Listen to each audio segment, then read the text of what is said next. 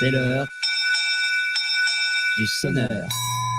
Oui, comme je vous le disais, d'un côté l'Espagne, où donc on en avait déjà décrit, la bourgeoisie, puis même cette base populaire battent le pavé ensemble, main dans la main, et depuis maintenant plus de 2 semaines, dans des rassemblements qu'on n'a jamais vus, des foules immenses. Regardez les images, c'est impressionnant. Et de l'autre, l'Argentine, où un président qualifié en tout cas d'antisystème vient d'être élu dimanche dernier, Javier Milei, économiste et libéral, polémiste, et qui dit admirer Donald Trump. Alors que se passe-t-il dans le monde? Sommes-nous finalement à un tournant de nos sociétés? Et si oui, lequel? C'est finalement cette question-là que je souhaite poser à mes 2 invités qui suivent ces actualités, Raphaël Emma et Santiago Muzio. Bonjour à vous 2. Bonjour Clémence.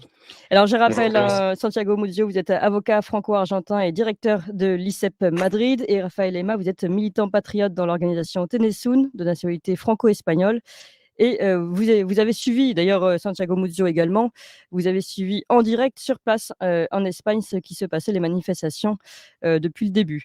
Alors peut-être on va faire un petit point côté Argentine d'abord, parce que c'est peut-être l'actualité la plus forte sur l'élection de ce président. Ensuite, rappeler ce qui se passe en ce moment en Espagne. Puis ensuite, on va essayer de voir s'il y a des liens à faire entre ces deux. Mais d'abord, pour l'Argentine, je me tourne vers vous, Santiago Muzio.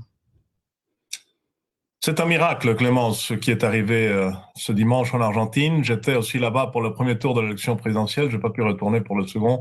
Je serai là-bas pour la cérémonie d'investiture de Javier Milei. C'est absolument un miracle ce qui s'est passé, car pour comprendre un peu d'où on vient en Argentine et où en est l'Espagne aujourd'hui, il faut faire un bref point, mais qui nous bascule tout en arrière dans l'histoire, dans les années 1990. Quand le mur de Berlin chute en Europe, Fidel Castro considère que la financiation qui lui vient des pays de l'Est est finie. Et il se tourne alors vers 2 personnages méconnus du grand public. Je vous fais cette introduction parce que c'est une histoire qu'on ne connaît absolument pas, ou que très peu de personnes connaissent en France, et qui est une histoire essentielle pour comprendre ce qui se passe en Amérique du Sud, en Argentine et en Espagne. Mais c'est pour ça qu'on est très heureux de prendre le temps avec vous ce matin, donc je vous en prie. Merci. 2 personnages absolument méconnus. Un s'appelait Chavez et l'autre s'appelait Lula. Ils étaient secrétaires des partis socialistes et communistes du Venezuela et du Brésil respectivement. Et dès 1980, ils organisent à Sao Paulo une réunion à laquelle ils invitent toutes les organisations de gauche et d'extrême gauche, les partis politiques de gauche et d'extrême gauche d'Amérique du Sud. Ça a été baptisé comme le Foro de Sao Paulo. Et ils ont, à l'occasion de cette réunion, considéré que les financements de l'Est allaient tomber et qu'il fallait qu'ils trouvent un autre moyen de financer leur politique et leur maintien dans le pouvoir. Et le moyen, ils l'ont trouvé très facilement d'abord avec le narcodollar des FARC colombiennes, qui étaient invités à cette réunion, qui ont permis de financer le coup d'État de Chavez et de placer Chavez à l'État du Venezuela. Une fois que Chavez arrive à la tête, prend la dictature, devient dictateur du Venezuela, il finance avec l'argent des pétrodollars toutes les dictatures, et j'insiste sur ce mot, les dictatures de gauche sud-américaines. Et c'est comme ça qu'on se retrouve avec Lula au Brésil, avec Kirchner en Argentine, avec Boric au Chili aujourd'hui. Et si vous regardez un plan, si vous regardez une carte géographique de l'Amérique du Sud, on peut dire que jusqu'à dimanche, la plupart des pays sud-américains étaient tenus par des responsables et des membres de ce fameux groupe de Sao Paulo, donc qui prône une politique d'extrême gauche.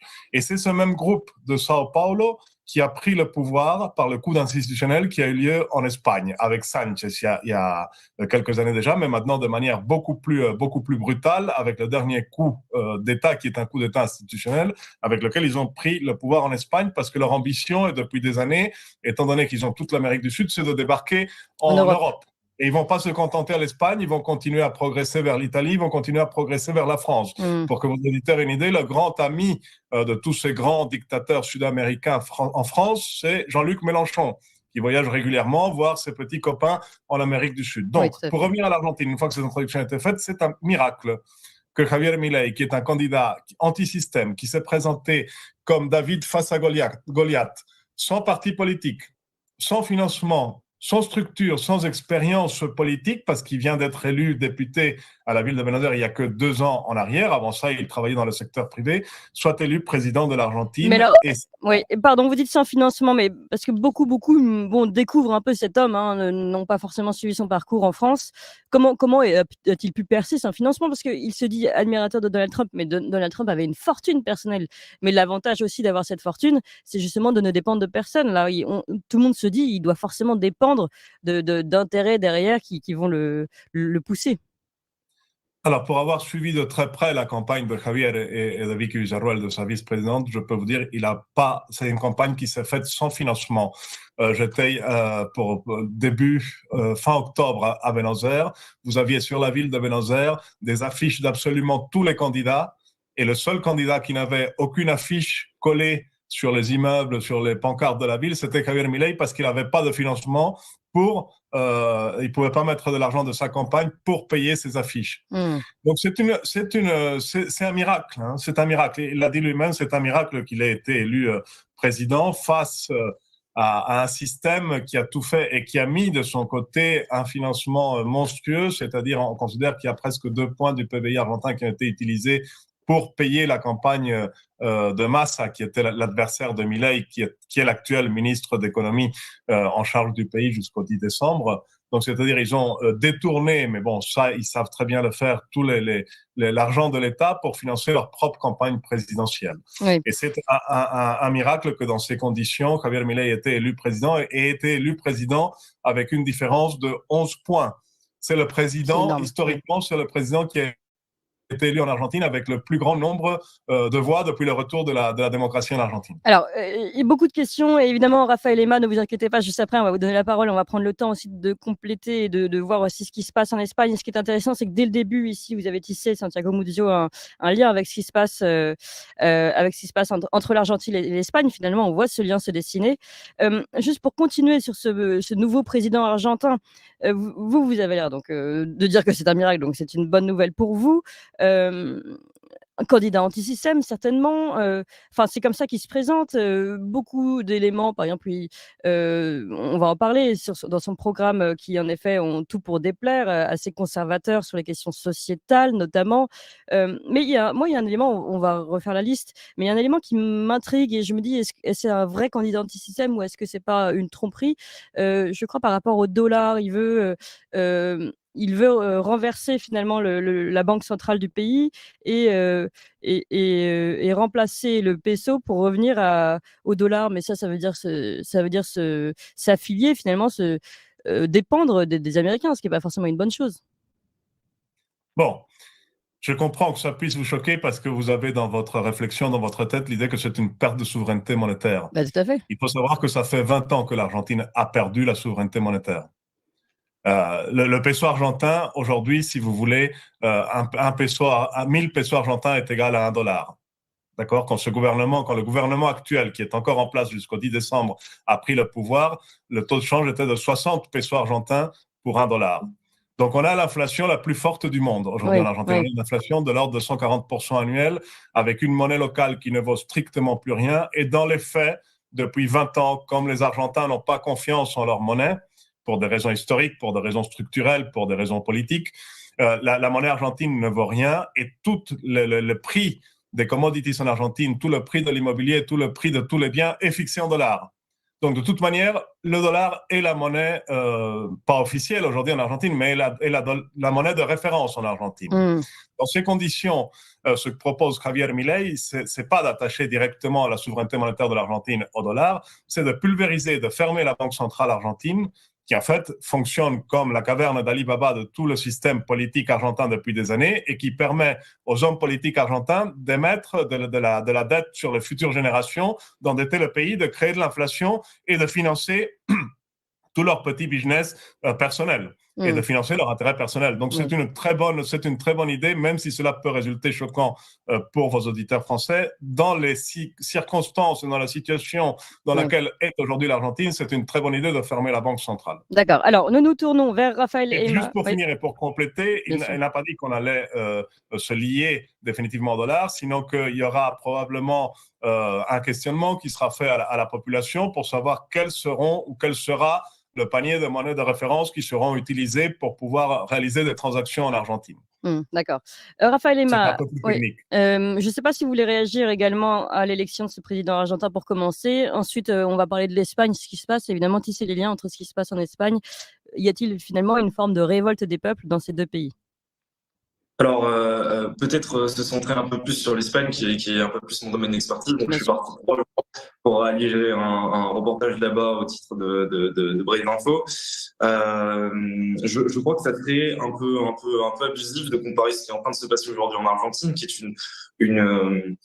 on va dire une recomposition institutionnelle qui est liée notamment à la conjoncture du pays et effectivement à un héritage, à une espèce de révolte contre une nomenclatura péroniste qui gangrénait un petit peu la vie politique du pays. En fait, ce serait un petit peu abusif de comparer tout ce qui se passe avec la situation espagnole qui, je crois, a des caractéristiques particulières. Ce qu'on peut tisser comme lien, évidemment, c'est que dans les deux cas, on a deux appareils administratifs socialistes qui sont renversés par des populismes ou qui sont en tout cas remis en question par des populismes de droite. Mais je crois que les similitudes s'arrêtent là. Alors, je rebondis sur ce que vous dites. Je suis absolument pas d'accord. On peut pas présenter Javier Milei comme étant un populiste.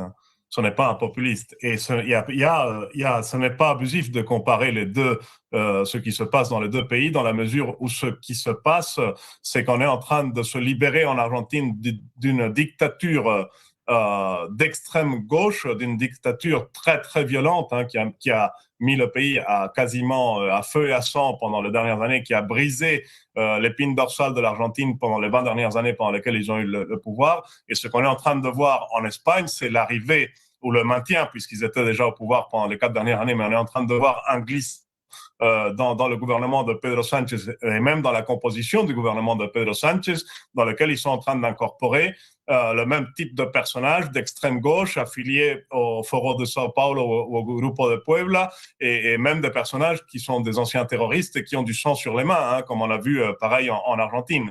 Donc je ne pense pas qu'on puisse considérer que c'est abusif de faire une comparaison dans les deux pays.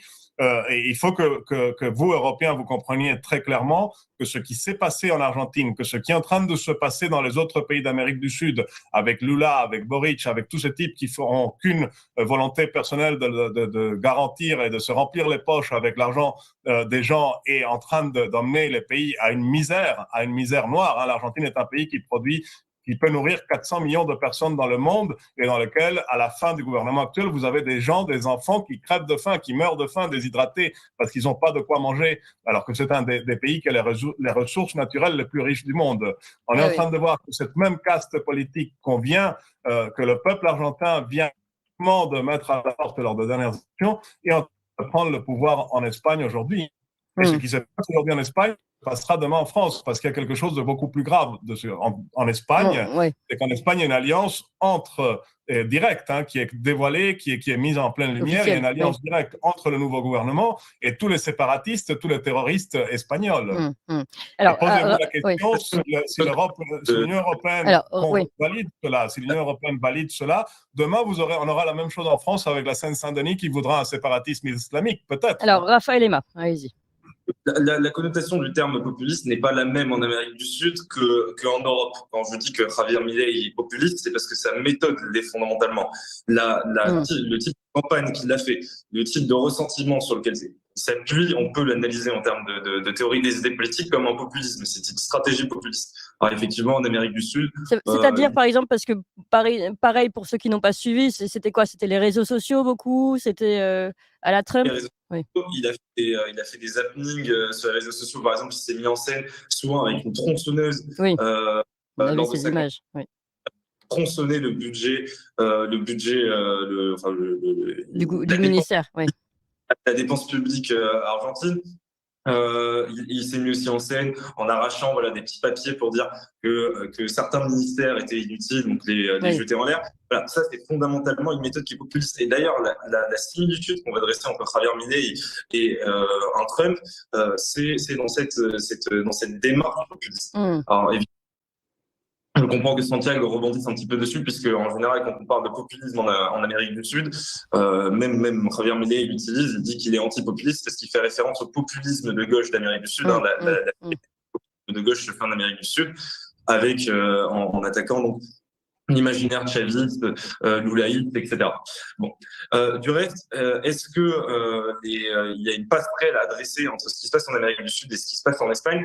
Je ne crois pas que le tournant que le gouvernement espagnol soit en train de prendre soit lié à une conspiration qui se serait fomentée à Sao Paulo, au Foro de Sao Paulo. En revanche, Santiago a tout à fait raison de souligner que le gouvernement espagnol vient de se compromettre, évidemment, avec les séparatistes, ce qui va, donc il a acquis sa légitimité en s'appuyant sur un vote séparatiste. Oui. Donc nécessairement, le mandat de Pedro Sánchez, son investiture va être conditionnée à l'obéissance à cet agenda séparatiste. Et décision politique qui va changer l'avenir de l'Espagne, ça c'est certain. Ouais. Et Raphaël Ema, vous le rappeliez la dernière fois, un agenda séparatiste, mais intéressant de rappeler, séparatiste, mais européiste, fédéraliste en fait.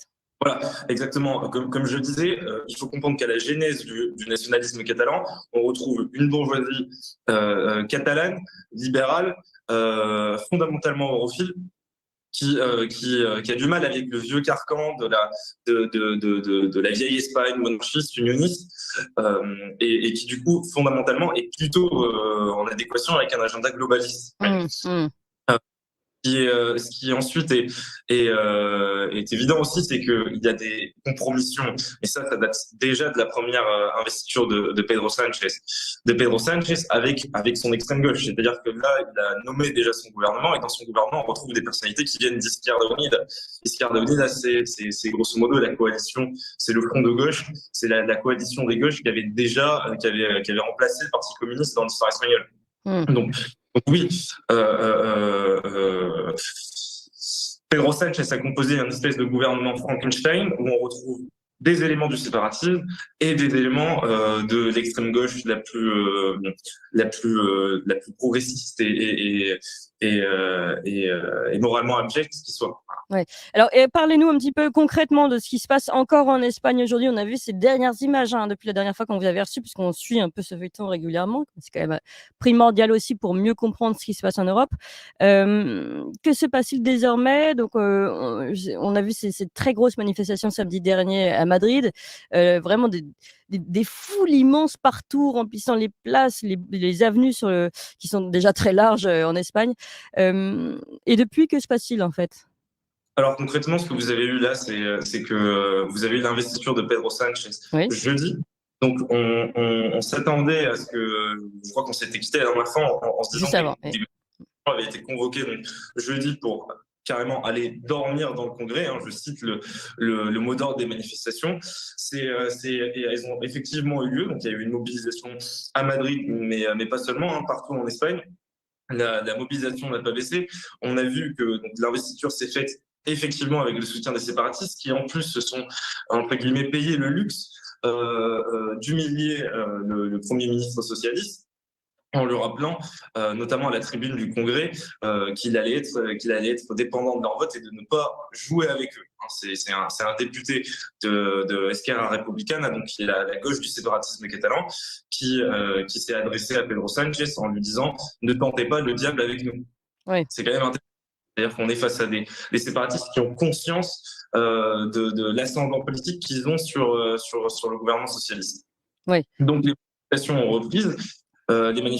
repris. En journée, des mobilisations contre l'amnistie qui vont être plus calmes, plus pacifistes. Et le soir, tous les soirs à Ferraz, donc devant le siège du Parti socialiste espagnol à Madrid, des manifestations qui, elles, vont plutôt être le théâtre des heurts, des affrontements, qui vont être un peu plus musclés. Et une nouvelle fois, on a vu la répression policière dont on parlait la dernière fois se déployer avec une force particulière, à tel point que des députés de Vox ont réagi. Donc, on a vu un député de Vox déjà dans la manifestation interpeller la police de manière assez musclée, en se mettant à côté d'eux pour surveiller ce qu'ils faisaient, pour vérifier qu'il n'y avait pas de violence policière. Et de l'autre, on a aussi eu un député qui a fait une déclaration publique en disant que la police espagnole était en train de se couvrir de honte en faisant ça. Donc c'est des mots qui sont très durs, qui sont très et qu'on est presque surpris d'entendre de la part de responsables politiques. Qui sont en plus droite. d'une droite qui est d'habitude, c'est ce qu'on disait, en plus il y a une forme de paradoxe plutôt dans le camp de la police, dans le camp de l'ordre, etc. Et on a vu des images, en effet vous parliez de ce député qui a pris la parole, et on a vu aussi des images de policiers qui chargeaient des manifestants, et des manifestants qui, sans riposter, tenaient seulement leur croix comme ça devant eux, et la police qui chargeait malgré tout, alors que pour le coup, il n'était pas agressif. Donc c'est vrai que des images très fortes en tout cas, et une confrontation qui va certainement laisser beaucoup de séquelles. C'est un peu la question que je souhaite vous poser à tous les deux désormais, Raphaël et Emma, pour commencer. Finalement, vers quoi nous dirigeons-nous, et en Espagne, où finalement on voit que comment dire, les différences aujourd'hui, la colère est loin d'être apaisée. Et puis, pour le coup, en Argentine, où finalement le renversement a eu lieu, mais le gouvernement va-t-il pouvoir tenir face à, j'imagine, une opposition, une fronde également médiatique, etc., qui sera très forte. Alors, commençons par l'Espagne. Alors sur la question du comportement policier, c'est quelque chose qui va laisser des séquelles, mais qui en déjà. C'est-à-dire que le comportement dans les manifestations a changé, les slogans ont changé, le ressenti des manifestants par rapport à la police a changé. Et c'est intéressant parce que c'est là où on trace un petit peu un lien psychologique avec l'Amérique latine. C'est les manifestants qui, eux, se comparent forcément parce l'Espagne a un focus sur le monde hispanophone. Les manifestants se comparent avec les images qu'on peut voir de la répression dans certains pays d'Amérique du Sud. Voilà, c'est pour ça que certains vont peut-être dire que ils ont déjà l'impression d'être sous une dictature chaviste ou bolivarienne. D'accord. L'usage de la force, l'usage de la force dans les manifestations espagnoles est complètement disproportionné parce que bien que les manifestations le soir soient peut-être, vous considérez un peu plus musclées, Raphaël, mais ce sont des manifestations pacifiques. Ce sont des gens qui utilisent leur liberté de circuler pour se rendre face au siège du PSOE à Ferraz pour indiquer qu'ils ne sont pas d'accord avec l'emploi, avec les pactes qui sont passés avec des terroristes. Bien sûr. Et qu'est-ce qu'il y a de plus violent que de commettre un coup d'État institutionnel? Qu'est-ce qu'il y a de plus violent que de gracier des gens qui ont du sang sur les mains pour pouvoir rester boulonnés au fauteuil présidentiel? Oui, c'est l'inversion des valeurs. Commencer par rétablir la violence là où elle est. La violence extrême aujourd'hui en Espagne, elle est du côté de Pedro Sánchez. Du côté du gouvernement. Qui s'est couvert de honte, qui est un imposteur et qui sera un gouvernement illégal. C'est très intéressant d'ailleurs cette inversion des valeurs. Les qui aujourd'hui se maintiennent au pouvoir devront répondre de leurs actes face à la justice espagnole. Il faut se rappeler aussi que la plupart des juges espagnols se sont prononcés contre ce coup d'État institutionnel, que la plupart, 5 sur 7 des syndicats de police, on parle de la police, mais il faut aussi dire que 5 sur 7 des syndicats de la police, dont le syndicat le plus important, s'est manifesté contre ce coup d'État institutionnel. Et on en a vu parmi les manifestants. Qui se présentent tous les soirs utilisent exactement les mêmes méthodes, et ça va être très parlant pour vos auditeurs, qu'a utilisé la police de Valls à l'époque de la manif pour tous en France. C'est-à-dire, on voit des infiltrés à l'intérieur des manifestations, des casseurs qui se présentent, qui ne font pas partie des manifestants et qui après on les retrouve dans certaines images dans les corps de police. Voilà pour ce qui se passe en Espagne. Donc l'Espagne, on ne peut pas dire ce que va devenir l'Espagne parce qu'elle vit une crise, probablement la crise institutionnelle, la crise politique la plus grave qui n'ait jamais existé depuis le retour de la démocratie en Espagne. Ça, c'est un événement clair. Et qu'est-ce qui va se passer en Argentine pour répondre à votre deuxième question, Clémence? Ça va être très dur. Ça va être très compliqué pour Javier Milei, pas à cause des médias, parce que les médias, il les a tous eus contre lui. Et de manière, la campagne présidentielle a été d'une violence médiatique absolument inouïe. Vous parlez, vous, Raphaël, de populisme, vous parlez d'images, et vous voyez comment cette campagne médiatique arrive en Europe à rentrer même dans des esprits qui semblent assez libres comme le vôtre. Non, parce que c'est un pur produit médiatique, ce que vous êtes en train de dire.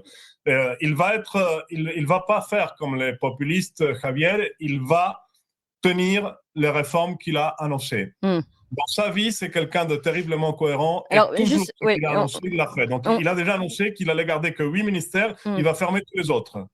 Le ministère de la femme, hein, ce ministère qui en gaspille des millions, soi-disant, pour des droits de la femme, qui ne sert qu'à recaser tous les petits amis politiques à l'intérieur, va être fermé. La plupart des ministères argentins qui aujourd'hui coûtent une fortune à l'État, c'est-à-dire à la poche des Argentins qui sont pauvres et qui doivent continuer à financer avec leur sueur, leur sang et leur travail un État mafieux, vont disparaître. La plupart des entreprises nationalisées par l'Argentine, nous avons Aerolíneas Argentinas, qui est la compagnie d'État aérienne qui perd des millions de dollars par jour, vont être privatisées.